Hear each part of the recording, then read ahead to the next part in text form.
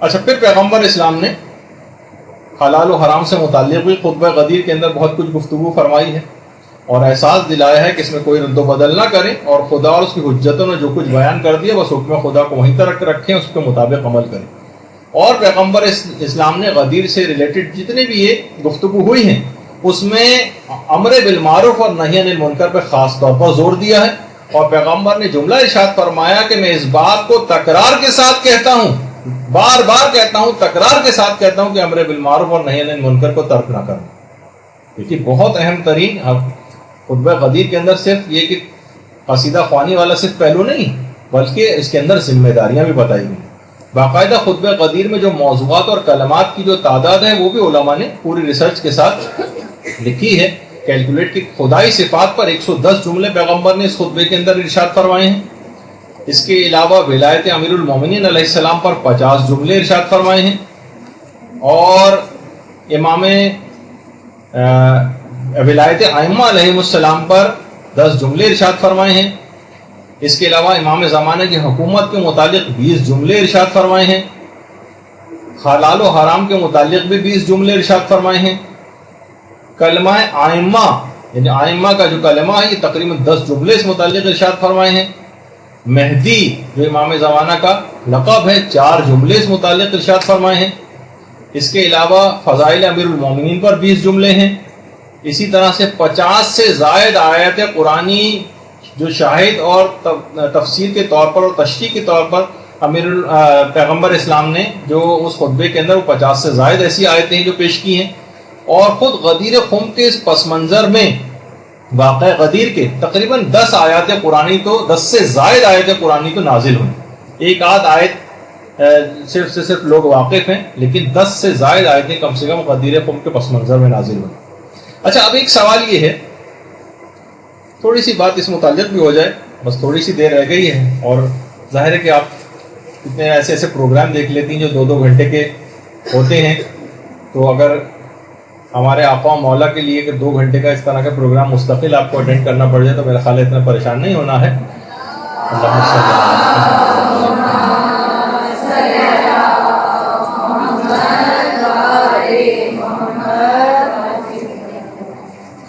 اچھا، کہ پیغمبر اسلام نے آخر بیعت کیوں لی؟ کیا ضرورت تھی الگ سے بیعت لینے کی؟ دیکھیے پیغمبر نے اس سے پہلے بھی تو کتنے سارے احکامات دیے، بس احکام آتے تھے، نص رسول ہوتی تھی، لوگ ویسے ہی مانتے تھے، لیکن پیغمبر جانتے تھے کہ اس بیعت کو آنے والے دنوں میں ثقیفہ کی بیعت کے مقابلے میں آ کر اس کو باطل کرنا، تاکہ جب لوگ بیعت توڑ کر کسی نئی بیعت کو اختیار کریں تو ان کا وہیں پر ابطال ہو جائے کہ یہ وہی شخص ہے جو کچھ ایام پہلے حکم خدا اور رسول پر امیر المومن کی بیعت کر چکا ہے اور اب یہ بیعت شکنی کرنے جا رہا ہے۔ دیکھیے دیگر بیعتیں بھی جو ہوئی ہیں وہ الگ نوعیت کی تھیں، اس میں فقط چند افراد تھے جو یہ آپس میں ایک دوسرے کا انتخاب کر رہے تھے یا اپنی بنائی ہوئی شورا کے ذریعے انتخاب ہو رہا تھا، لیکن اس بیعت میں اور دیگر بیعتوں کے اندر زمین و آسمان کا فرق ہے۔ اب ایک سوال ہے، بس ویسے تو اتنا بڑا موضوع تھا غدیر کا، لیکن ایک سوال کہ اتنے دماغوں میں آتا ہے 1,20,000 صحابہ کا مجمع، اتنے واضح اعلان کے بعد لوگوں نے بیعت شکنی کیوں کی؟ بہت اہم سوال۔ دیکھیے کیسے ممکن ہے، لوگ اکثر معترضین یہ سوال کرتے ہیں کہ 1,20,000 صحابہ کا مجمع ہو، اتنی بڑی تعداد میں لوگوں نے حدیث غدیر سنی ہو اور ثقیفہ میں کوئی اعتراض نہ کرے، یہ کیسے ممکن ہے؟ تو دیکھیے پہلی بات تو یہ ہے کہ لوگوں نے جو کچھ بھی عمل کیا وہ ایک الگ طرف ایک بات رہی، اس کا بھی جواب آ جائے گا، لیکن یہ بات ایک طے شدہ ایک کنفرم واقعہ ہے جس کا آج تک کبھی کسی نے کوئی انکار نہیں کیا۔ تمام تفاسیر میں، تمام علم کلام کی کتابوں میں، تمام ادبیات میں، تمام تاریخ میں، احادیث کے تمام شیعہ و سنی ذخیروں میں اس واقعے کی تفصیلات سے تمام کتابیں بھری پڑی۔ خود امام نسائی انہوں نے 250 واسطوں کے ساتھ اس واقع غدیر کو نقل کیا، تو اس کے واقع ہونے میں تو کوئی شک و شبہ نہیں۔ ہاں وہ سوال البتہ اپنی جگہ رہتا ہے کہ لوگوں نے پھر خاموشی کیوں اختیار کی؟ تو پہلی بات تو یہ کہ پیغمبر اسلام کے جتنے بھی مخلص اصحاب تھے سب لوگوں نے خاموشی اختیار نہیں کی تھی، بلکہ بعض افراد تو باقاعدہ بولے تھے، انہوں نے اعتراض کیا تھا۔ حضرت سلمان نے، حضرت مقداد نے، طلحہ نے اور زبیر نے بھی، اور باقاعدہ حضرت زبیر نے تو ثقیفہ کے سرداروں پر تلوار تک کھینچ لی تھی، یعنی ایسا نہیں تھا کہ سب لوگ مان گئے. اچھا بعض افراد جو نہیں مانے تھے, کچھ ایسی ان کے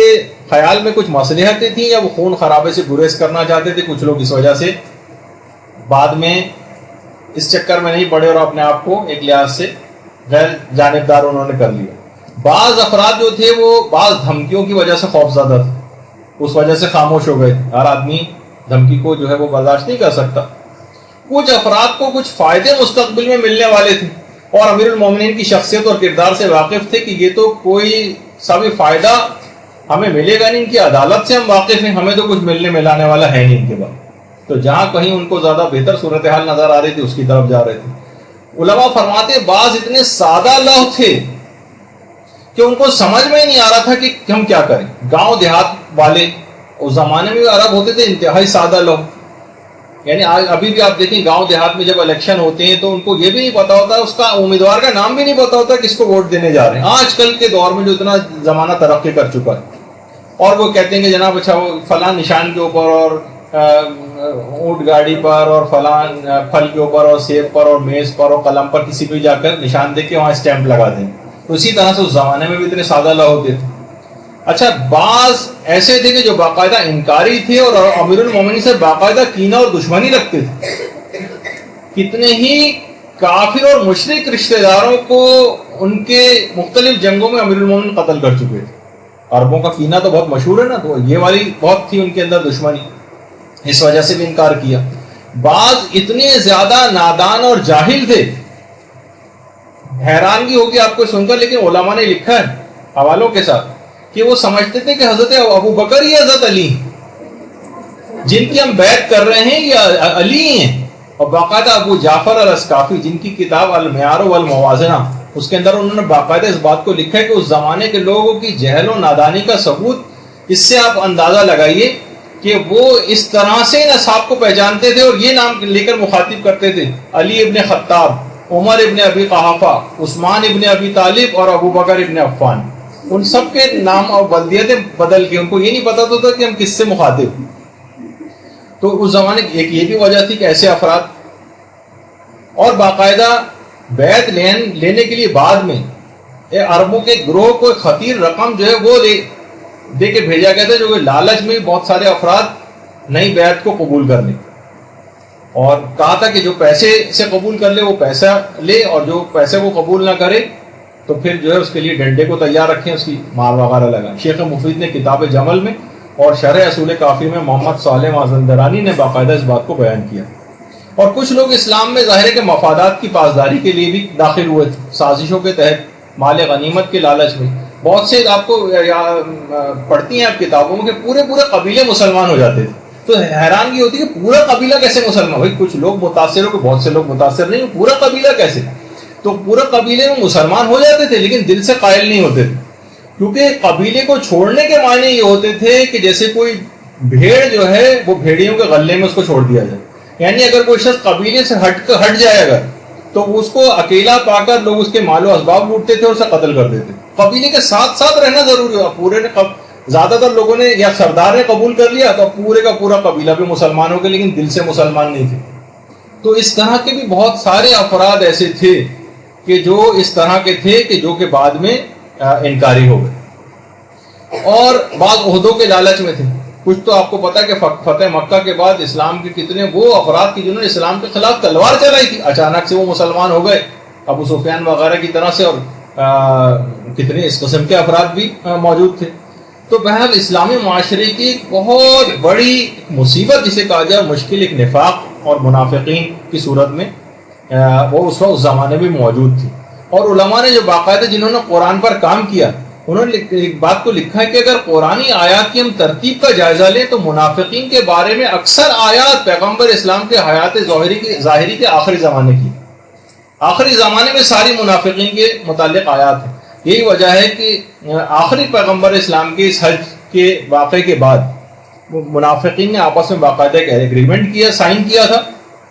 کہ, اور اسلام کے خلاف ایک دقیق اور پیچیدہ سازش بھی تیار کی تھی, جو کہ ابھی آج تو ہمارا اس کا موضوع جو ہے وہ نہیں ہوگا.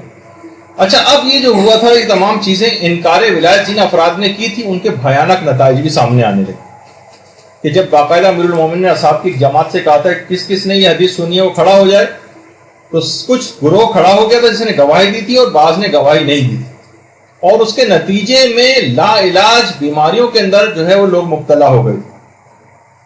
ایک دفعہ کسی عالم سے کسی نے پوچھا تھا، کچھ لوگوں نے اس کو فیس بک وغیرہ پہ ساتویں امام کے نام سے منسوب کر کے بھی ڈالا ہوا ہے، لیکن وہ پتہ نہیں کہ ساتویں امام نے کہا بھی تھا یا نہیں، کہ پیغمبر اسلام نے کیوں کہا تھا کہ کلونا محمد، سب ائمہ کے لیے 14 کے 14 کے لیے یہ بات کیوں نہیں کہہ دی تھی کہ سب کے سب علی ہیں؟ تو ان عالم نے یہ بات کہی کہ لوگوں سے غدیر کا ایک علی تو برداشت نہیں ہو تو 14 علی کس طرح سے برداشت ہو جاتی۔ تو بہرحال لوگوں نے اس طرح سے بعد میں باقاعدہ انکار کیا کہ انس ابن مالک جو ایک صحابی تھے، باقاعدہ وہ خود اپنا منہ کو چھپا کے پھرتے تھے، ایسے بیماری چہرے کے اوپر ہو گئی تھی کہ ہر وقت چہرے کے اوپر کپڑا ڈال کے رکھتے تھے۔ ابن قتیبہ نے المعارف کے اندر اور ابن ابی الحدید نے شرح نہج البلاغہ کے اندر ان کا تذکرہ کیا۔ اس کے علاوہ ایک اور برا بن عازب، یہ بھی اپنے اندھے ہو گئے تھے کیونکہ انہوں نے گواہی نہیں دی تھی، اور ارجح المطالب کے اندر باقاعدہ یہ بات ہے کہ اپنے چہرے کو چھپا کر پھرتے تھے۔ زید ابن ارقم کے متعلق بھی کہ وہ بھی اسی وجہ سے نابینا ہو گئے تھے، اور جریر ابن عبداللہ بجلی یہ بھی گواہی کو چھپانے کے نتیجے میں باقاعدہ اتنے زیادہ اس طرف گئے کہ انہوں نے معاذ اللہ اس کے بعد جو ہے امیر المومنین پر لعنت بھی کی اور جاہلیت اور کافر ہو گئے، یعنی یہاں تک اس بات کا تذکرہ آیا۔